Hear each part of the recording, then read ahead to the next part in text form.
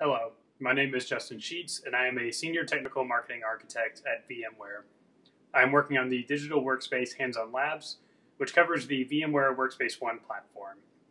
Workspace One is a secure enterprise workspace platform that integrates your access control, application management, feature-rich virtual desktop infrastructure, and multi-platform endpoint management all into a single platform to allow you to deliver and manage any application on any device.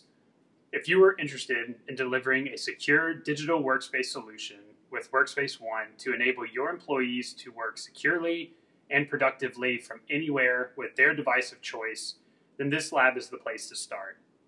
The Hands-on Labs 2151-01 lab covers VMware Horizon and teaches you how to remotely deliver virtual desktop infrastructure to your end users, providing them with real-time virtualized desktops and applications that enable a consistent user experience across devices and locations, all while keeping your corporate data compliant and secure.